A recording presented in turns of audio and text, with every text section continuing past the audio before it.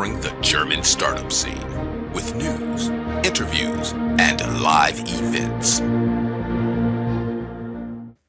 Hey guys, this is Joe from Startuprad.io. Today we bring you another interview from Barcelona, where we attended the EU Startup Summit and recorded those interviews on site.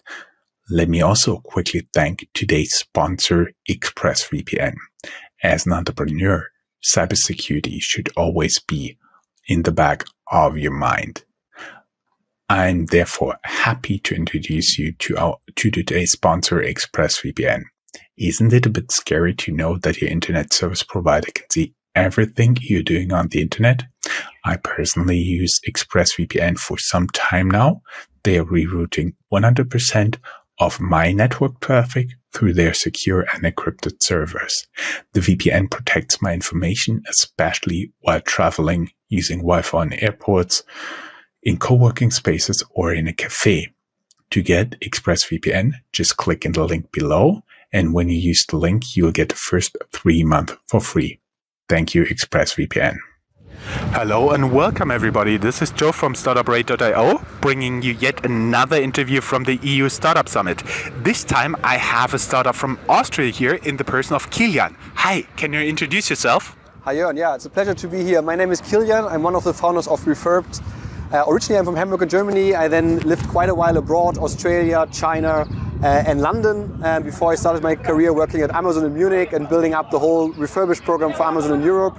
After I realized Amazon is not focusing on them, I then founded Refurbed in the beginning of 2017, so 6.5 years ago now. And I guess many questions coming afterwards, so I want to leave it like this. And you guys are officially on many Unicron lists as Refurbed. Yeah, we luckily kind of the scene outside thinks that we should be part of the Unicron list. We are personally not really doing it just for the money perspective, but really doing it to create an impact. So we take it as a big compliment that venture capital and other players in the market thinks that we are a possible Unicron in the future. But for us, it's more about creating an impact and really driving our business in the best possible way. And if we are creating the biggest possible impact, we automatically will come to being a unicorn in the future. You have been talking about living in China and Australia. How did this happen? Yeah, so after I finished my high school, I really wanted to live abroad and improve my English from a kind of school English version to really going into business English. So I decided to go to Australia, where I not did the classic work and travel, which many of my friends did during this time after high school. But I really worked there. So I worked for an event agency for half a year, where I was in charge of supporting the biggest kind of music stars from Black Eyed Peas, Pink, Jennifer Lopez, and organized their tours and traveled with them to Australia, which was an amazing experience and gave me kind of the foundation for having a proper English now, also working level English. And then I did my master degree in Shanghai, because I'm originally from Hamburg in Germany, where when you're standing at the River Elbe, seeing a lot of ships coming from China, so I was always interested in seeing the country where the ships are coming from and seeing the economy there. So I decided to do my master degree in Shanghai. It was nearly exactly 10 years ago. I was also able to work next to my studies in a startup in Shanghai, so I had my first touch point with startups already in China before I then moved back to Europe. Is the startup you worked for in China still around? No, it doesn't exist anymore. It was a startup which created household goods from the ash of bamboo. So it was really interesting, like ceramics, like black ceramics, and I did the marketing there. So something completely different, but it already had then like the sustainable touch of reusing existing natural resources like bamboo to create ceramic out of it. So I think probably this was the first touch point of really focusing on sustainability in the startup environment. That was what I was going for as well. How did you decide after living in Shanghai, after living in Australia, to go back to Germany, and what drew you back? I mean, I was literally really open for also studying or working after my studies internationally, but I found this job opportunity working at Amazon, and when I then had the offer of Amazon asking me if I want to join them for working for the marketplace department, I thought it would be really interesting because, I mean, the biggest e-commerce player, it was, I think, 2014 when I started there. And I just thought learning from the biggest player in the market will help me also in my career after Amazon to understand e-commerce much better than other players in the market. And so I just decided of going to study in Munich. But then with my startup now, Refurbed, we are based in Austria. So it took me from Hamburg further south from Munich, and then now based in Vienna, which I really like as well. I always tell my audience Vienna is beautiful before Christmas. Yeah, I mean the Christmas markets I think probably are one of the most beautiful across the globe. So I highly suggest everyone who listens to use the chance before Christmas to travel to Vienna to see the Christmas markets, and of course trying maybe a mulled wine there as well. For everybody who's not familiar with Christmas markets, they should open sometime end of November and go until Christmas. So you have end of November until, let's say, 23rd of December to enjoy this time there. Yeah. And I've seen you progress pretty fast in the ranks of Amazon. How much did it help you now to build up Refurbed? I mean, I personally think having working experience helps a lot. So, I mean, there's often a discussion, should you work before you're founding a startup? So a lot of startups are founded outside of university. I personally think it's really, really valuable to work and getting working experience. So also my co-founder, Peter, he worked for McKinsey as a consultant, learned a lot there about marketplaces and e-commerce businesses. Myself, I was really able to understand how marketplaces are working while working at Amazon, learning about sales, supporting as a key account manager there, but also learning a lot from different management styles, which I now also able to implement in our own company, kind of taking the best learnings I got from some of my managers, also exclude some of the things I didn't like about the management style. So in the end, it's a bit of a puzzle that you're kind of creating. And I would still say that at Amazon, there are a lot of really bright and interesting people. So I learned a lot, and I think I'm using still a lot of the learnings that I was able to gain there for Refurbed, but with my own personal touch, I would say, and this probably makes it then special.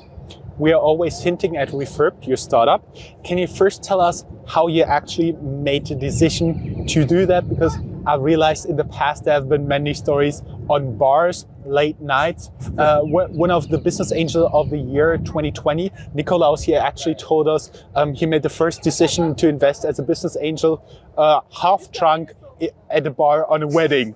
How is your founding story? Yeah, I mean, I personally think that even alcohol is not the best thing that you can take. It still often enables you to be, let's say, more open-minded also for decisions about maybe changing the way you're currently working or future planning of your own strategy of your life. So in our case, it was kind of similar. So Peter and I, we knew each other from our studies in Shanghai. So then he worked for McKinsey, I worked for Amazon. But we met over Christmas in Vienna, so kind of as you just described about the Christmas markets. So we had a dinner and then went to a Christmas market. We drank a couple of beers, maybe a couple of more, and then theoretically, really, we decided over these beers that we want to found a company which is a marketplace for refurbished products. And then, of course, it kind of happened really, really fast that we realized we should focus on it. There is a huge market, there is a huge possibilities for us to make it happen, and it really, really creates a huge impact if we are able to bring the circular economy, the refurbished products to be the new normality in the future. So yeah, kind of beers were one of the root causes why Refurbed were founded. You know what's interesting? We are recording on a Korean cell phone bought on Refurbed. Even better. Happy to hear then that I'm now like also visible on one of our products. Awesome. Can you tell us a little bit more about what you guys are actually doing there? Because my understanding, I was skimming through the website. My understanding is you're basically polishing up, taking care of used products, for example, cell phones, headphones, whatever is out there, tablets, and then make them able to be sold again, refurbished, and then sold again. Yeah, so we as Refurbed, we are a marketplace platform. That means that we ourselves, we do not refurbish the devices, but we work with around 250 hand-selected and hand-picked refurbishers, which are really not like the corner repair shop at the train station, but really proper businesses which are using the same materials and equipment like the manufacturers of producing the devices. And we're bringing these products, like our refurbishers are refurbishing these products in up to 40 steps, so that at the end of the process, these products look like new and function like new. And then they're selling them through our platform. And what is really, really important, the majority of our products, they're coming from big companies, like, for example, travel companies like Lufthansa, or big banks like the Deutsche Bank or other players in the market, which are selling their refurbished, like their used company products after 1 or 2 years, after they're exchanging them to refurbishers, which are then refurbishing them. On average, only 2 components are replaced, and that makes it so sustainable. So this is the ecosystem about a marketplace business model.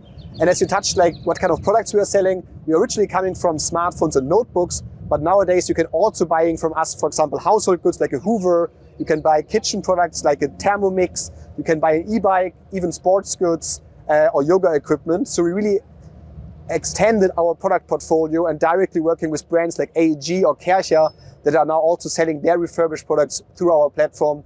And this really makes us happy because it brings us closer to our overall vision to really be this one-stop shop for sustainable consumption and allowing every consumer to really buy everything they need for their household or for their private life, also refurbished. Awesome. I'll link down for everybody who's not from Germany. What is a Thermomix? Yeah, exactly, please. Yeah, a kitchen machine. A kitchen that can do almost everything. You guys are frequently listed as unicorns. You're a big hope of the Austrian and Vienna-based startup scene.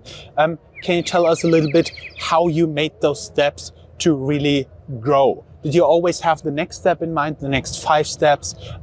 Did you have somebody to coach you? Because many founders are surprised about when they find out what they have to do to reach the next growth step, or the one after that, or the one after that. And frequently it helps when they talk to entrepreneurs who've already done so. Yeah, so I personally think that it's really, really helpful if you have a network around you which can also challenge your ideas, your strategy, your perspective, and specifically people which maybe are a couple of steps ahead of your own company size and company growth that you are in. But overall, a funny story that I can maybe share is historically, when you're starting a company, you're now creating a business plan. Also, for example, to getting loans or support from the government. And we created a business plan with a 5-year plan. And when we handed it in, we kind of calculated how the growth will be and what our size will be after 5 years. And interesting wise, we hit it exactly the number after 5 years that we presented. And the person from the governmental loan agreement that we had it with told us that we were one of the first companies ever who literally hit the expected growth target, because normally everyone kind of accelerated the potential a bit further than it really is in the reality. So I think we are quite good in planning, but of course in general it's for us about really regularly rethink the strategy, the vision that we're having. So when we started, we wanted to be the biggest refurbished marketplace in Europe. Now we also extended outside of the electronic category, as I mentioned, through household, kitchen products, even e-bikes or sports, because we see that the potential of the impact that we want to create, and this is in our case mainly environmental impact, can be much, much bigger if we're looking about consumption in the whole and not only in the electronic sector. So we really want to go in all of this direction, and growth in our case means product category expansion. It means business model expansion, like not only selling refurbished products, but also enabling people to sell their old devices back to us through our referred buyback. It's about opening the B2B business model, so also enabling companies from SMEs to corporates of buying and selling their equipment sustainable. And also, of course, this means expansion. So not only that we are based in Germany and Austria, we started it, but we're now also active in Ireland, Sweden, Denmark, Netherlands, and Italy. So that also we want to offering our opportunities of buying refurbished products to many more markets than just Austria and Germany. We're here today in Spain, so I assume Spain, France is also on your list. They're the big economies left in Europe, right? Yeah, so of course, I mean, theoretically, our goal is to be everywhere in Europe as a midterm strategy, maybe also global in the future, but focus first is Europe, because we really want to enable people to have the opportunity to buy products refurbished. So having a sustainable option of buying and not being required to buy new products. And this, of course, is similar in every country where they do not have this opportunity and this possibility to buy these products sustainable and refurbished. So our goal is literally to go in all of the markets. But of course, for us, it's really important to understand each individual market, because there are cultural difference, there are difference in how to attack them with marketing and activities. So in general, we really want to have a specific focus on which market we go next, understand the market, and then hit it as successful as possible to, in the end of the day, really serve the customers and the consumers in the best possible way. I see. And since you're steadily in expansion mode, I would have 2 questions left. One of them, are you open to talk to new investors? And when are you maybe looking at raising the next funds? Yeah, I mean, as a startup, I think you're always always ready for investment. We're not proactively looking for it, but I think like from the business model that we're having specifically also over the last couple of years, how we grew and how the market trends regarding trends towards sustainability, the inflation, which results in less affordability of products, and we are selling products which are cheaper than a new product. So also increases our growth in the market. I think we're really attractive for investors. We're also realizing that, so a lot of investors are approaching us. And yeah, we're looking for investment, but not in a pressureless way. So we're lucky that we have enough cash on the bank, and our goal is to be end of this year profitable, which looks quite promising that we're able to achieve this, so that we are not also required to raise capital. But of course, please feel free to reach out if you're interested in investing into a sustainable business model. Then at least we are able to have a conversation.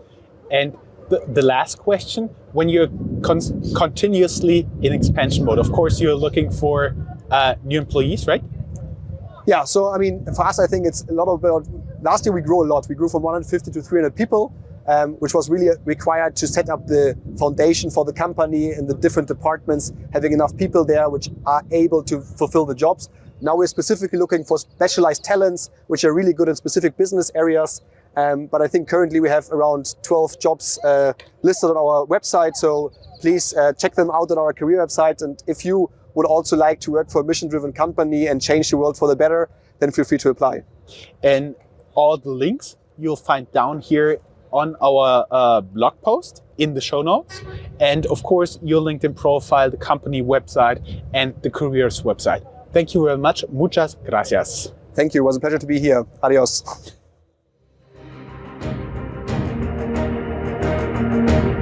That's all, folks. Find more news, streams, events, and interviews at www.startuprad.io. Remember, sharing is caring.